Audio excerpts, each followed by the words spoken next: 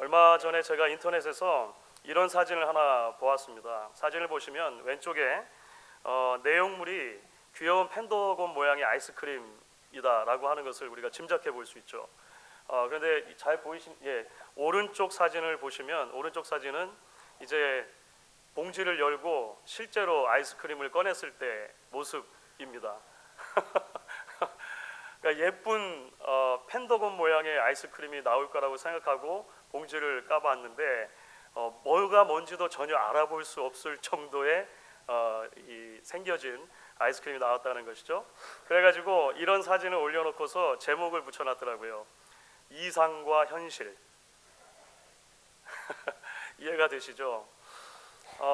우리가 지난주에 살펴본 출애굽기 4장 말씀 여러분 기억해 보시면요, 출애굽기 4장 말씀은 사실 대단히 감격스러운 장면으로 마무리가 됐습니다. 하나님을 만난 모세, 그리고 그 하나님으로부터 이스라엘 백성에 대한 구원의 소식을 전해들은 모세가 아론과 함께 백성들 앞에 가서 그 소식을 전해주는 장면이 우리가 지난주에 함께 살펴본 말씀이었잖아요. 우리 조상들의 하나님 여호와께서 우리에게 나타나셨습니다. 그 하나님께서 여러분들을 구원해 주실 것입니다. 이렇게 이야기를 한 거예요. 백성들이 흥분했겠죠. 백성들이 감격했을 것입니다.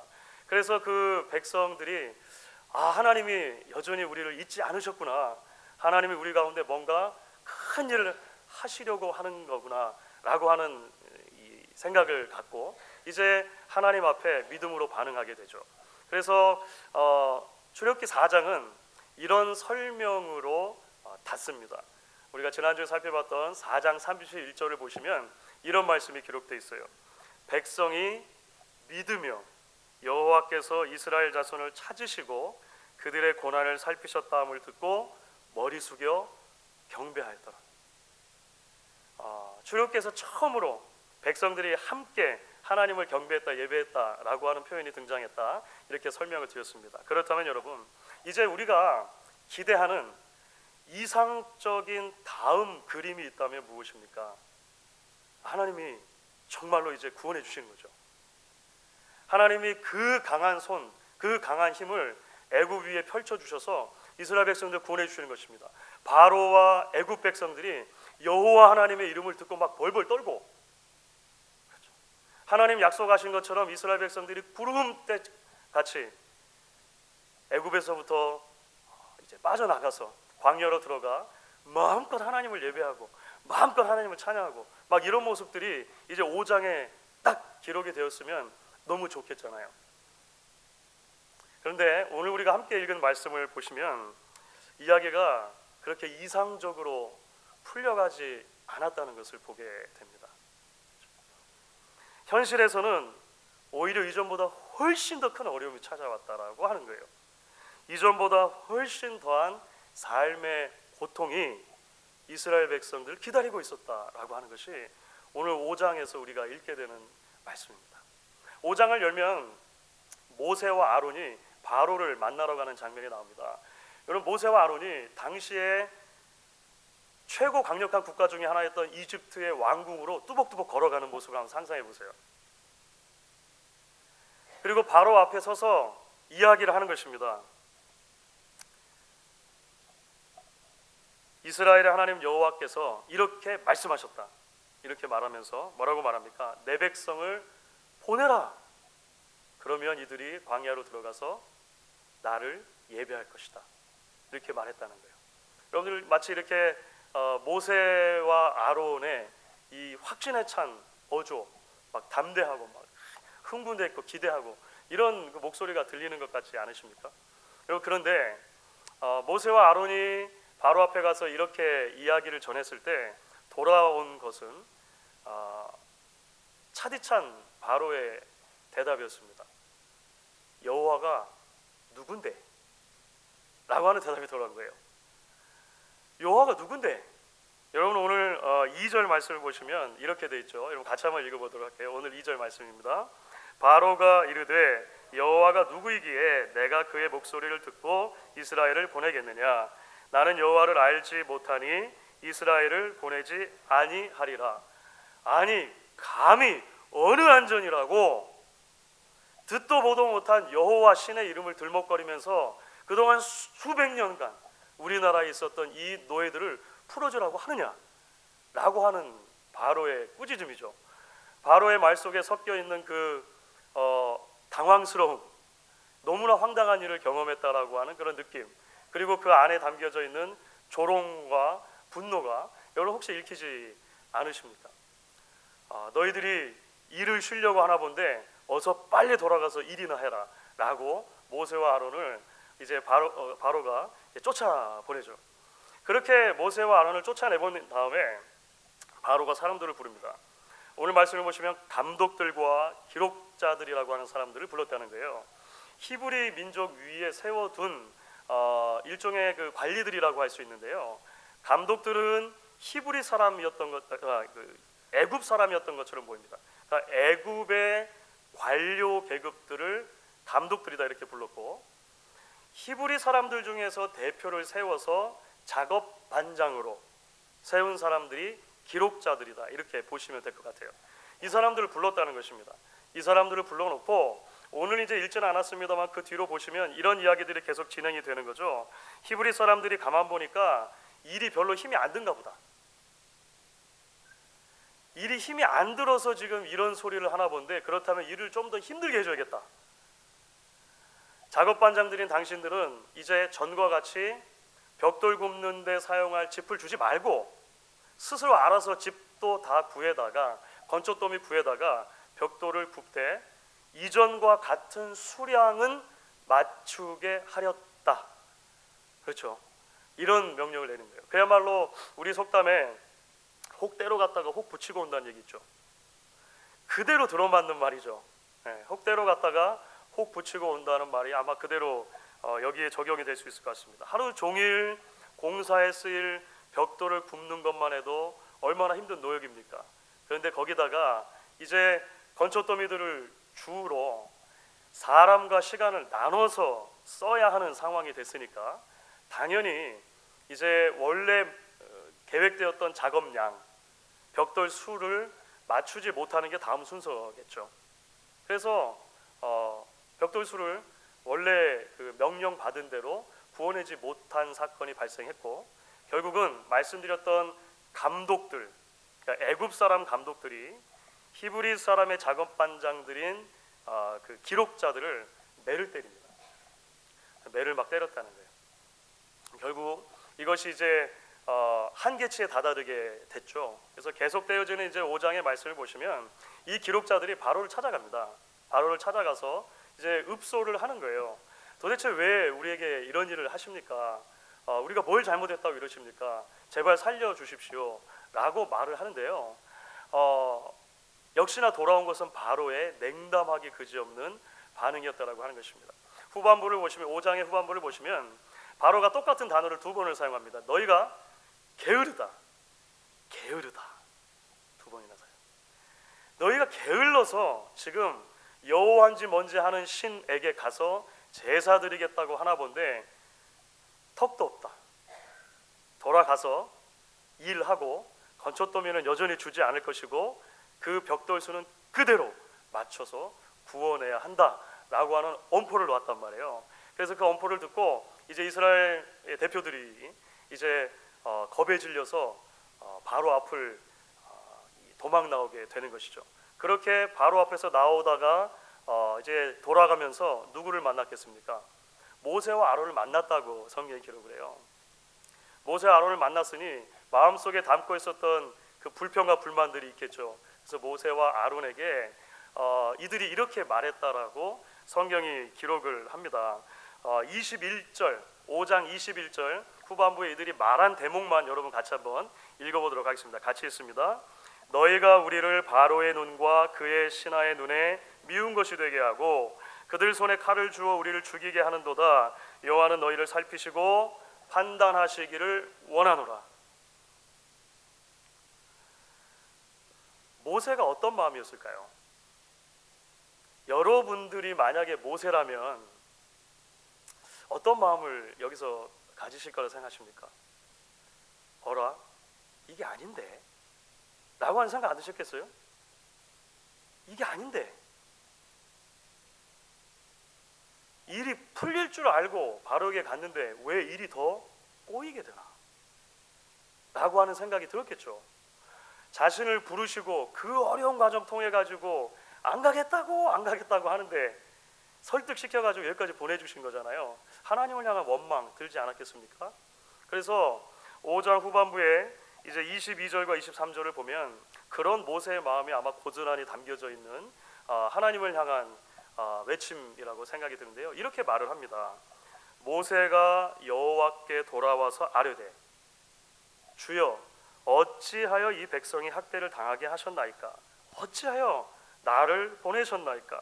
내가 바로에게 들어가서 주의 이름으로 말한 후부터 그가 이 백성을 더 학대하며 주께서도 주의 백성을 구원하지 아니하시나이다. 저는 우리말 성경이 훨씬 더 점잖게 번역됐다고 생각돼요. 이 모세의 모든 감정을 다 담아내지 못한 것 같아요. 만약에 모세의 감정을 우리가 그대로 다 읽을 수 있다면 아마 이렇게 이야기했겠죠. 하나님, 지금 저하고도 뭐 하시는 겁니까? 하나님 부르셨잖아요. 하나님 가라고 하셨잖아요. 그런데 도대체 이게 뭡니까? 제가 저조차고 애굽에 돌아왔습니까? 하나님 일 한다고 온 건 아닙니까? 도대체 이게 뭡니까? 이야기하지 않았겠습니까? 사랑하는 여러분, 사실 우리들 역시도 신앙생활 가운데 이와 비슷한 경험을 할 때가 종종 있습니다.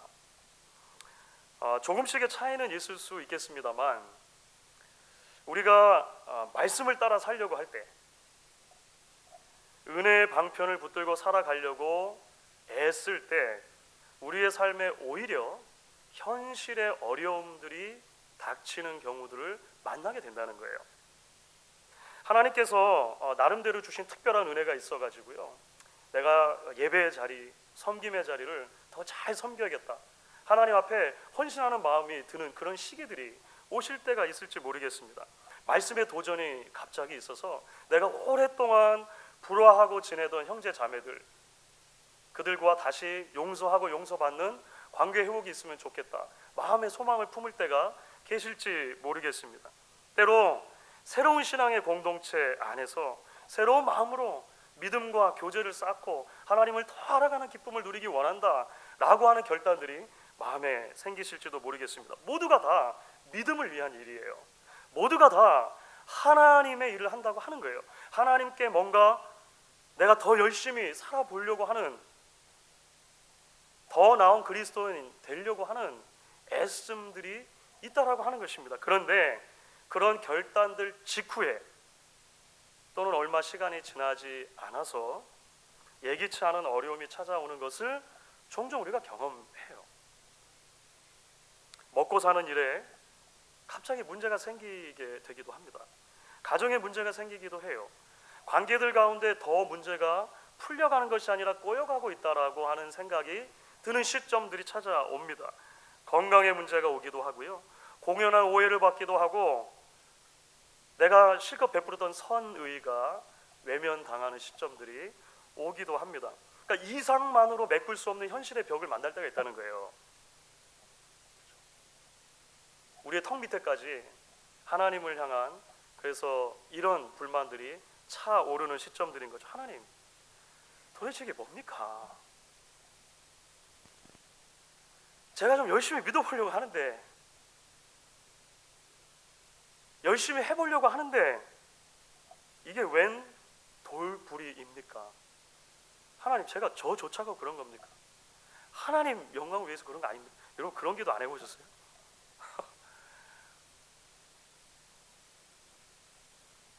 하나님, 저한테 왜 이러세요? 라고 하는 시점들이 혹시 계시는지 모르겠습니다. 사랑하는 여러분, 저는 그런 의미에서 오늘 말씀이 이 땅의 순례길을 걸어가는 모든 순례자들에게 주시는 하나님의 대단히 중요한 메시지를 담고 있다라고 생각을 합니다. 왜냐하면 신앙의 순례길에서 만나는 고난과 아픔의 문제를 우리가 어떤 시각으로 바라보고 받아들여야 할지를 사실 오늘 말씀 우리에게 이야기해 주는 것이기 때문에 그렇습니다.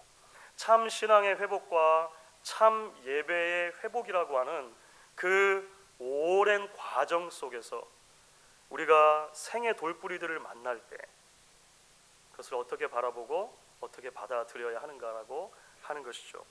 저는 그 이해의 열쇠가 오늘 읽지는 않았습니다만 이제 6장 1절 말씀에 담겨져 있다고 생각합니다. 사실 6장 1절 말씀은 5장에 포함되는 것이 문맥의 흐름상으로는 맞는 말씀이 되는데요.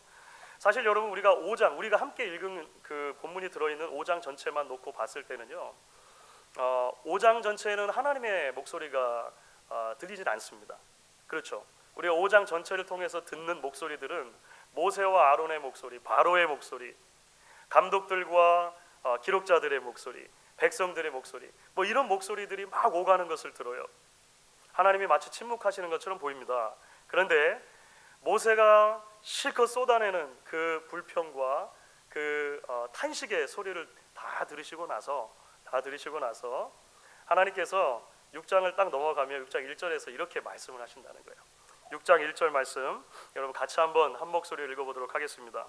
여호와께서 모세에게 이르시되 이제 내가 바로에게 하는 일을 내가 보리라. 강한 손으로 말미암아 바로가 그들을 보내리라. 강한 손으로 말미암아 바로가 그들을 그의 땅에서 쫓아내리라. 여러분은 이 말씀이 어떻게 들리십니까? 하나님이 지금 뭐라고 모세에게 이야기하는 것 좀 들리세요? 저는 이 구절 읽으면서 이런 음성이 들리는 것 같아요. 모세야, 나 안 죽었다. 그렇죠?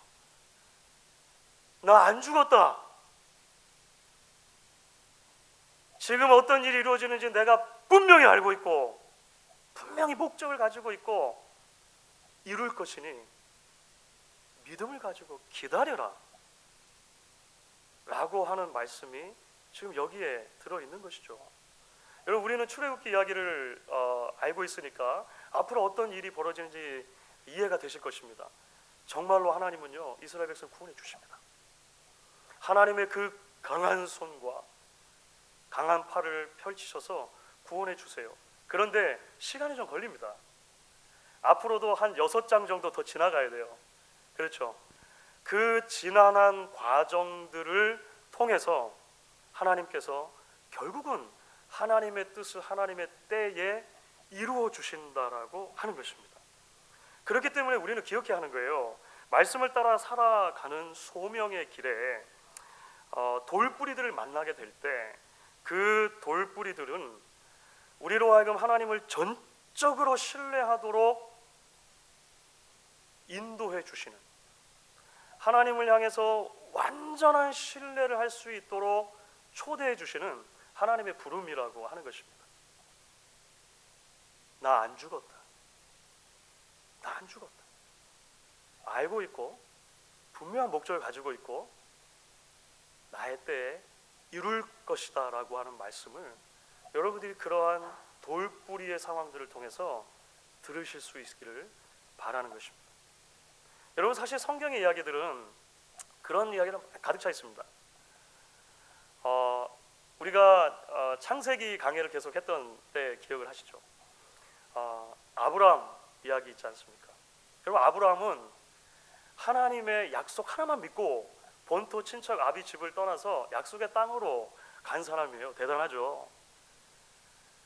자신의 모든 삶의 터전을 떠나서 하나님이 주시는 땅, 약속의 땅, 가나안 땅으로 갔습니다. 하나님은 그 땅이 젖과 꿀이 흐르는 땅이라고 약속해 주셨어요. 그런데 여러분 아시죠? 아브라함이 그 가나안 땅에 가고 나서 얼마 되지 않아 기근을 만납니다. 기근. 엄청난 가뭄이 닥쳤다는 거예요. 약속의 땅과 기근이 아니 어울리는 단어입니까? 어울리는 단어? 젖과 꿀이 흐르는 땅이라면서요. 그러면 안 되는 거잖아요. 아브라함은 하나님이 주신 땅을 떠납니다. 그렇죠? 하나님이 주신 약속의 땅을 떠나서 애굽으로 가거든요. 애굽으로 갔다가 큰 어려움을 당할 뻔했죠. 아내 사라를 누이라고 속였다가 바로에게 뺏길 뻔한 사건 기억하시지 않습니까? 하나님께서 초자연적으로 개입을 해주세요. 그래서 전혀 예기치 않았던 방법으로 전화위복을 이루어 주셔서 오히려 아브라함이 큰 부를 가지고 이제 애굽에서 나와서 다시 가나안 땅으로 돌아가게 해 주십니다. 여러분, 이런 모든 상황을 통해서 하나님께서 아브라함에게 기대하셨던 것은 무엇일까요? 믿음이라고 하는 것이 말로만의 믿음이 아니라, 머리로만 이해하고 동의하는 것이 믿음이 아니라 실제적으로 이상과 현실 사이에서 약속의 땅과 가뭄이라고 하는 분명한 간격 사이에서 하나님을 전적으로 신뢰하는 것이 믿음이라고 하는 것을 보여주기 원하셨던 것이죠. 신약으로 넘어오시면 요한복음 11장에 예수님께서 아주 사랑하셨던 가정 이야기가 나옵니다. 나사로, 그리고 그의 누이들이었던 마르다와 마리아의 가정입니다. 그 나사로가 병이 들었습니다. 아주 심각한 병이었던 것 같아요. 그래서 마리아와 마르다가 예수님께 사람을 보내서 이야기를 하죠. 성경은 마르다와 마리아가 보낸 이 사람이 예수님께 와서 뭐라고 이야기했는지 이렇게 기록을 해요. 당신이 사랑하시는 자가 병 들었습니다. 이렇게 말해요. 일부러 그런 것 같아요. 꼭 당신이 사랑하는 자라고 하는 것과 병 들었습니다라고 하는 게 어울리는 단어가 아니잖아요. 그러면 안 되잖아요. 예수님께서는 그 이야기를 들으시고 웬일인지 나사로를 분명히 사랑하시는데도 불구하고 시간을 지체하십니다. 단지 그 사람에게 뭐라고 얘기하시냐면 이 병은 죽을 병이 아니다, 그렇게 가서 전해라 라고 말씀만 주어서 보내요. 그리고 나서 웬일인지 이제 거기서 이틀을 더 머무십니다. 마치 나사로가 죽기를 기다리시는 것처럼 시간을 보내세요. 실제로 나사로가 어떻게 됐습니까? 죽었습니다. 나사로가 죽었어요. 예수님께서 이틀을 보내고 나서 이제 베다니에 당도하셨을 때는 이미 나사로가 죽은 지 4일이 되었다라고 하는 것입니다. 우리는 물론 이야기를 알고 있습니다. 예수님께서 그 나사로를 살려주세요. 그렇죠. 죽은 지 나흘이 돼가지고 시신이 썩어가는 냄새가 나는데 그 나사로를 살려주십니다. 왜 이런 일을 하시는 것입니까? 왜 이런 일을 하시는 것입니까? 믿음으로 산다는 것이 무엇인지를 보여주시는 거예요. 이 경우에는 훨씬 더 극단적이죠. 이 병은 죽지 않을 것이다 라고 하는 말씀의 이상이라면 이미 죽어서 썩어서 냄새나고 있는 시신이 현실인 거예요. 굉장히 극단적인 대조 아닙니까? 이 이상과 현실 가운데, 하나님의 약속 말씀과 나의 현실 가운데 하나님의 말씀을 의지하는 법 배우도록 하시기 위해서 예수님께서 때로 이런 극단적인 방법을 취하시는 것을 보게 됩니다. 아이들이 어렸을 때 아빠들이 주로 하는 놀이가 있어요. 계단이나 탁자에다가 아이를 올려놓고 점프 아빠한테 뛰어봐 이렇게 하는 거예요. 아빠들 다 해보지 않으셨어요 이런 거? 예. 처음에 아이가 뜁니까 안 뜁니까? 보통 아이들은 처음에 안 뜁니다. 예, 겁이 나니까 당연히 안 뛰죠. 여기 떨어지면 어떡해요? 그래서 보통 아빠들이 그때 간격을 좁혀요. 그렇죠? 손만 뻗으면 닿을 수 있는 정도 가가지고 뛰어봐 이렇게 한단 말이에요. 그러면 머뭇머뭇하다가 아이가 뛰어요. 아빠가 얼른 받아서 품에 안죠. 잘했어. 이 과정이 반복되면서 아이의 마음속에 점차적으로 아빠에 대한 신뢰가 쌓이는 거예요. 내가 뛰어도 받아주겠구나. 다음번엔 아빠가 좀 더 간격을 넓힙니다. 이만큼 떨어져요. 그런 거 안 해보셨어요? 저희 아이들이 셋이나 되다 보니까 전부 다 막 좀 넓혀요. 아이가 뛸까요 안 뛸까요? 해보시면 아시죠? 뜁니다. 뛰어요. 아빠에 대한 신뢰가 이미 쌓여 있으면요 뜁니다. 아무리 넓어 보여도 아무리 이게 높아 보여도요 뛰어요. 그럼 아빠 받아준다는 걸 아는 거예요. 믿는 거예요. 그렇죠. 때로는 이제 이 신뢰가 너무 지나치게 과해가지고 아빠가 준비도 안 됐는데 막 몸을 날려요. 아무 데서나 막 점프 아빠 하고 막 돌아보는 순간 이미 뛰었어요. 항상 준비해야 되잖아요. 그렇죠. 사랑하는 여러분, 우리 아버지이신 하나님께서 우리가 당신을 전적으로 신뢰하는 법을 배우기 원하시는 겁니다. 전적으로 신뢰한다는 것은 뭐냐면 머리로만 이해하는 것 아니에요. 입으로만 내가 믿는다고 말하는 것을 넘어서는 차원인 것입니다. 나의 전 존재를, 나의 전체 인생을 던져 넣을 수 있는 신뢰, 그 믿음의 상태를 원하시는 것이죠. 훈련시키기를 기대하시는 것입니다. 그래서 예상치 않은 인생의 기근을 만나게도 하시고 원하지 않는 인생의 기다림을 가지게도 하시는 것입니다. 그런 순간순간들을 통해서 우리가 하나님을 의지하는 법을 조금씩 배워가는 거예요. 말씀대로 해봤더니 되더라. 말씀대로 해봤더니 되더라. 조금 더 큰 신뢰를, 조금 더 큰 결단을 할 수 있도록 하나님 우리를 인도해 주시는 것입니다. 결국 고통과 연단의 시간들을 통해서 우리의 신앙이 단단한 참 신앙이 되도록 인도해 주시고 우리 예배가 진정한 가지런한 예배가 될 수 있도록 하나님이 우리를 이끌어 주시는 것이죠. 그래서 한국에 김기석 목사님이라는 분이 계세요.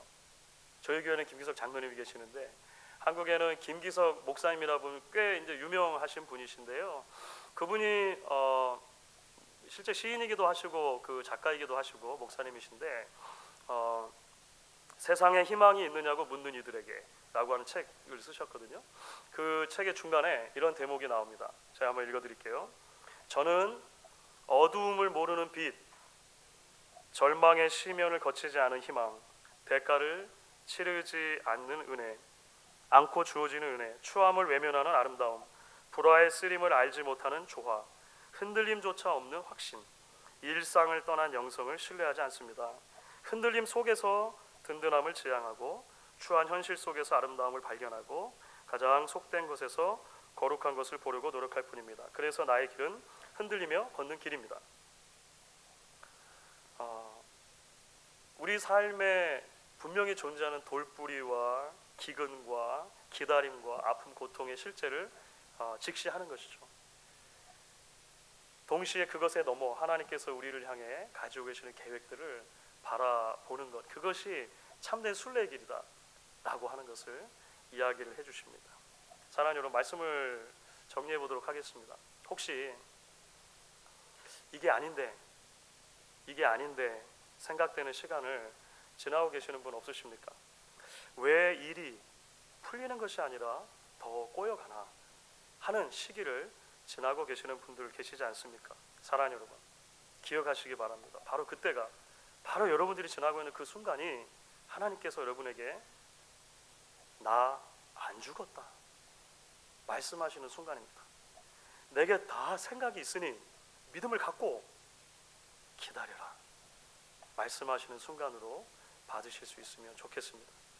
지난주에 평창 동계올림픽이 개막되었죠. 개막식 혹시 보셨습니까? 너무 감동스러웠는데요. 개막식 전에, 그러니까 이제 평창 올림픽을 앞두고 한국의 문화체육부 장관이 도종환 씨라고 하는 본래 시인입니다. 접시꽃 당신 옛날에 쓰던 시인이 지금 문화체육부 장관 하고 계시는데요. 제가 참 좋아하는 분인데 그분이 얼마 전에 그 한 방송사에서 평창 동계올림픽과 관련해 가지고 인터뷰를 하셨어요. 뭐 관련해서 여러 주제를 가지고 이야기를 하셨는데 중간에 이런 이야기를 하셨던 것이 오래도록 기억에 남습니다. 그 피겨 스케이팅이라고 하는 종목 있지 않습니까? 그 얘기를 하면서 그 도종환 시인이 이런 얘기를 하시더라고요. 피겨 스케이팅이라고 하는 종목은 얼음판에서 미끄러져 넘어질 때도 있지만 선수를 위해 준비된 음악이 흐르고 있는 동안에는 다시 일어나 계속해서 아름다움을 만들어가야 하는 경기입니다. 어떻게 이런 말 할 수가 있죠? 시인은 시인인 것 같아요. 정치인인데.